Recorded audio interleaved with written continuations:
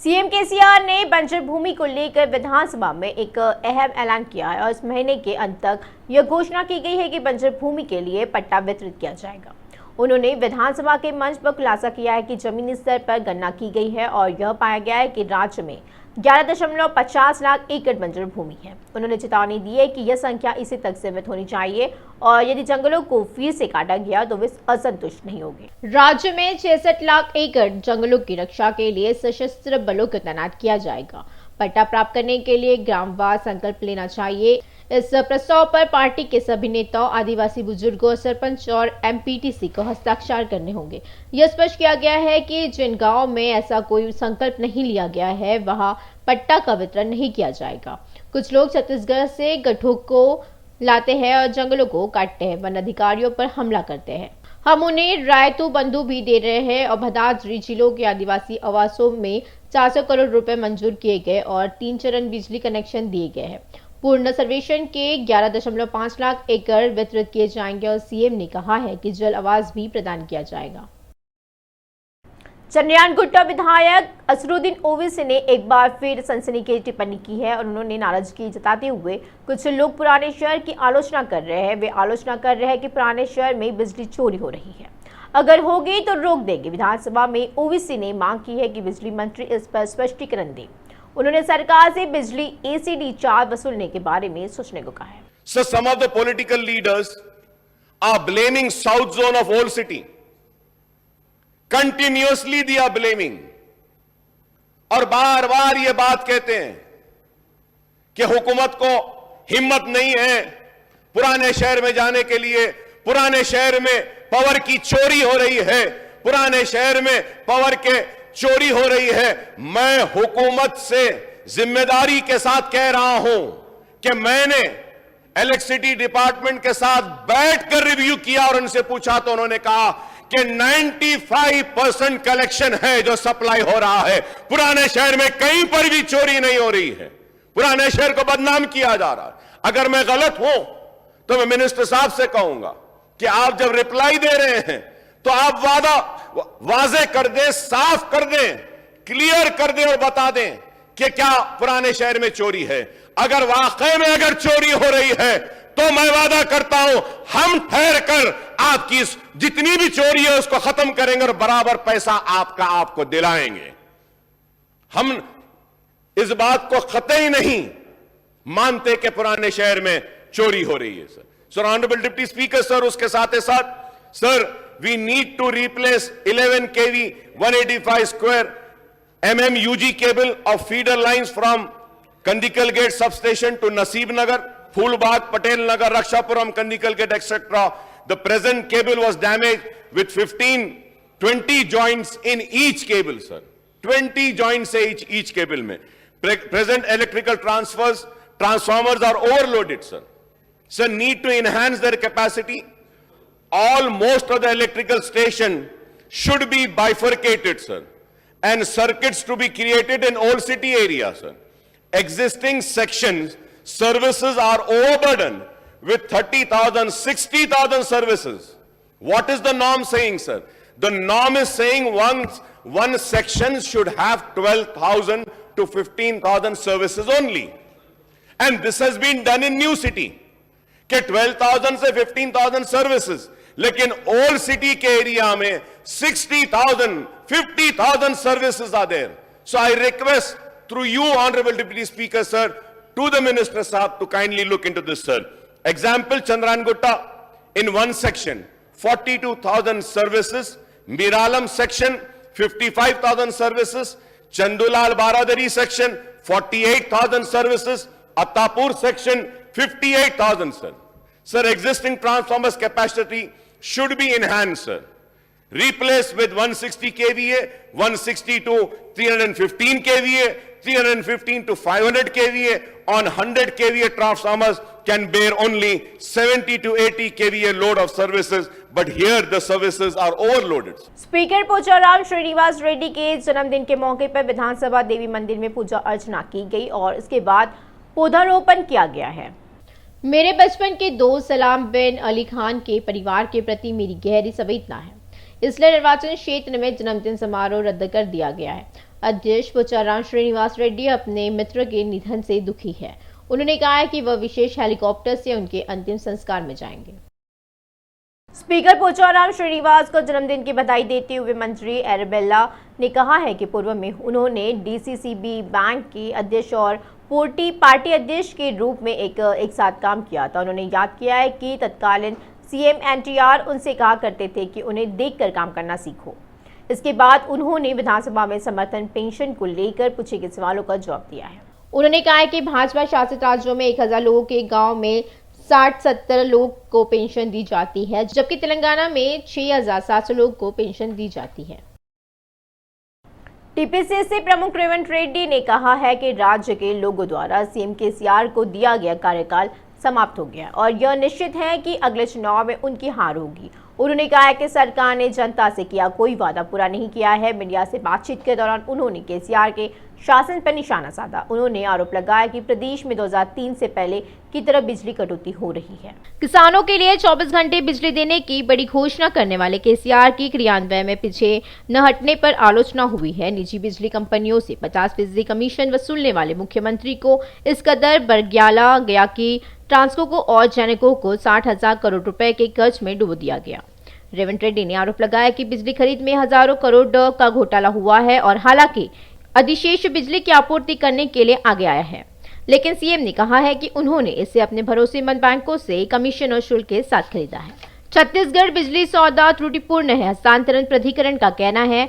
आरोप है कि उन्होंने गुजरात की एक कंपनी से 1000 करोड़ की घूस लेकर पुरानी तकनीक खरीदी और सिविल वर्क अपने ही ठेकेदारों को देकर हजारों करोड़ रुपए की चोरी की है।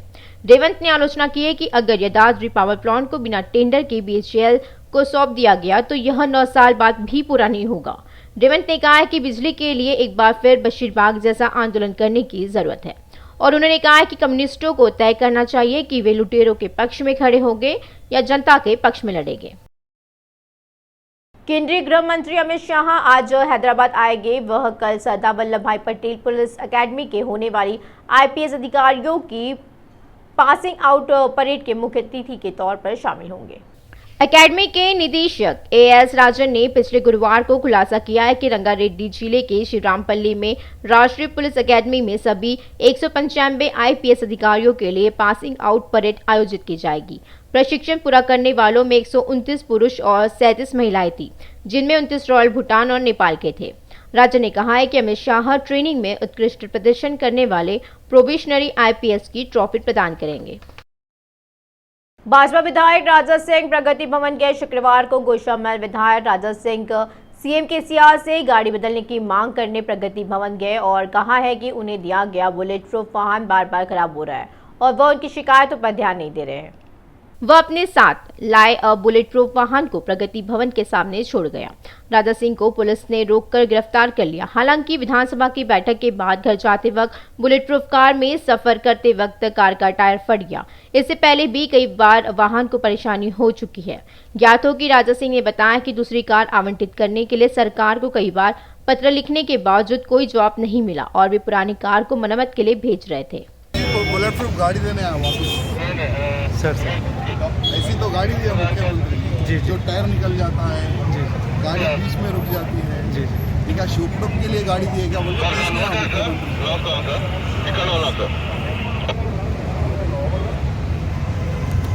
हैदराबाद शहर में फार्मूला कार रेस का आयोजन होगा। इस फार्मूले की रेस के इंतजाम पहले ही पूरे कर लिए गए हैं।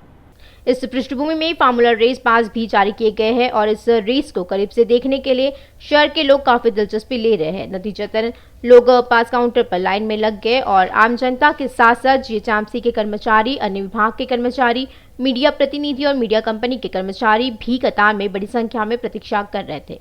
लंबी लाइन लगने से लोगों को परेशानी का सामना करना पड़ रहा है। इसके साथ ही पुलिस ने किसी भी अप्रिय घटना को रोकने के लिए कार्रवाई की है। ए ब्लॉक के अध्यक्ष मंटमूला परमेश्वर रेड्डी ने कहा है कि हैदराबाद उपल में जाति और धर्म की छोड़कर हाथ से हाथ जोड़ो यात्रा निकाली गई थी। राहुल गांधी की हाथ से हाथ जोड़ो यात्रा के बाद देश भर में कांग्रेस रैंकों को ले जाने का आह्वान किया गया और पीसीसी अध्यक्ष रेवंत रेड्डी ने निर्देश्वर उपल में यात्रा का आयोजन किया गया है। परमेश्वर रेड्डी ने चिल्कान नगर मंडल में घर घर जाकर लोगों से बात की है। उन्होंने कहा है कि यह यात्रा राहुल गांधी द्वारा जनता की समस्याओं को जानने और जाति और धर्म की परवाह किए बिना एक साथ आने के लिए बुलाए जाने के बाद की गई थी। उन्होंने कहा है कि बीआरएस नेताओं के शासन में चिल्कानगर संभाग का विकास पंगु हो गया है। उन्होंने कहा है कि पूर्व में कांग्रेस नेताओं के शासन में विकास हुआ है। उन्होंने कहा है कि अगले 9 माह में कांग्रेस की सरकार आएगी, लोगों की समस्याओं का समाधान कर उन्हें विकास की दिशा में आगे बढ़ाएगी। और इस कार्यक्रम में उप्पल, चिल्कानगर, रामनाथपुर, हप्सीगुड़ा और नाचराम संभाग के कांग्रेसी कार्यकर्ताओं ने भाग लिया है। समय समय पर जांच एजेंसियों की पकड़ में न आने वाले साइबर अपराधियों ने अब अपना रास्ता बदल लिया है। वे कदम दर कदम पैसा लूट रहे, तकनीक का इस्तेमाल कर रहे और समय समय पर रणनीति बदलकर धोखाधड़ी की जा रही है। प्रदेश भर में भाजपा की बीजेपी 10 से 25 फरवरी तक राज्य भर में 11,000 नुक्कड़ सभाएं आयोजित करने के लिए तैयार है। बीआरएस सरकार की विफलताओं को एक साथ उजागर करने और केंद्र में भाजपा की अगुवाई वाली सरकार की उपलब्धियों का उजागर करने के उद्देश्य से बैठकें सभी ग्रामीण और शहरी क्षेत्रों को कवर करेगी। राज्य के सभी 119 विधानसभा क्षेत्रों में पार्टी के वरिष्ठ नेताओं की प्रतिनियुक्ति की गई है, जबकि बैठकों के प्रभारियों को बीआरएस की अनियमितताओं और विफलताओं के बारे में लोगों को बताने का निर्देश दिया गया। भाजपा प्रवक्ता एनवी मुशीराबाद विधानसभा क्षेत्र के प्रभारी एनवी सुभाष ने कहा है कि बीजेपी 10 से 25 फरवरी तक राज्य भर में 11,000 नुक्कड़ सभाएं आयोजित करने के लिए तैयार है। बीआरएस सरकार की विफलताओं को एक साथ उजागर करने और केंद्र में भाजपा की अगुवाई वाली सरकार की उपलब्धियों को उजागर करने के उद्देश्य से बैठकें सभी ग्रामीण और शहरी क्षेत्रों को कवर करेगी। राज्य के सभी 119 विधानसभा क्षेत्रों में पार्टी के वरिष्ठ नेताओं की प्रतिनियुक्ति की गई है और जबकि बैठकों के प्रभारियों को बीआरएस की अनियमितताओं और विफलताओं के बारे में लोगों को बताने का निर्देश दिया गया है। भाजपा प्रवक्ता मुशीराबाद विधानसभा क्षेत्र के प्रभारी एनवी सुभाष ने कहा है कि नुक्कड़ सभाओं को लेकर पार्टी कार्यकर्ताओं में काफी उत्साह है। उन्होंने कहा अगले विधानसभा चुनाव में पार्टी को जीत की राह पर लाने के लिए सभी फ्रंटल संगठन सामूहिक रूप से काम करेंगे। बैठकों में भाजपा के प्रदेश अध्यक्ष बंडी संजय कुमार, पार्टी सांसद, विधायक, प्रदेश पदाधिकारी व सभी फ्रंटल संगठनों के नेता शामिल होंगे। सभी निर्वाचन क्षेत्रों में आकर्षक प्रचार सामग्री जैसे पैम्फलेट, बैनर एवं झंडों का वितरण किया जाएगा। और इस बीच एक अन्य प्रवक्ता टी वीरेंद्र गौड़ ने कहा है कि पार्टी के केंद्रीय नेतृत्व में और बंडी संजय पहल की सफलता के प्रति आशान्वित है। उन्होंने कहा है कि लोगों तक पहुंचने के लिए यह एक नई अवधारणा है। सभाओं को लेकर पार्टी कार्यकर्ताओं में काफी उत्साह है। उन्होंने कहा अगले विधानसभा चुनाव में पार्टी को जीत की राह पर लाने के लिए सभी फ्रंटल संगठन सामूहिक रूप से काम करेंगे। प्रदेश के सभी 119 विधानसभा क्षेत्रों में 11,000 शक्ति केंद्रों में यह कार्यक्रम स्थापित किया गया है। लापरवाही के कारण कई लोगों को अपनी जान गंवानी पड़ रही है और खासकर वाहनों के तेज गति के चलने से कारण अक्सर दुर्घटनाएं हो रही है और आए दिन कहीं न कहीं से तेज रफ्तार वाले वाहन अक्सर दुर्घटनाग्रस्त हो रहे हैं। हादसों की वजह से किसी न किसी की मौत हो जाती है। इसके बावजूद लोग, खासकर युवा वर्ग, पूरी तरह लापरवाह है। हैदराबाद शहर में ड्रग माफिया एक समस्या बनते जा रहा है। पुलिस ने नशीले पदार्थों की सप्लाई को रोकने के लिए कितने कदम उठाए हैं। नशीले पदार्थों की सप्लाई और खपत दिन ब दिन बढ़ती ही जा रही है। Secunderabad railway station, jubilee hills bus station और अन्य क्षेत्रों में काम कर रहे तस्करों में अपना मार्ग हैदराबाद स्थानांतरित कर लिया है और अब शहर के उत्तरी भागों में ध्यान केंद्रित कर रहे हैं। करुणनगर थाना क्षेत्र के करमन हनुमान मंदिर के पास सड़क पार कर रही महिला से बचने के प्रयास में वाहन चालक आरटीसी बस की चपेट में आ गया और उसकी मौके पर ही मौत हो गई।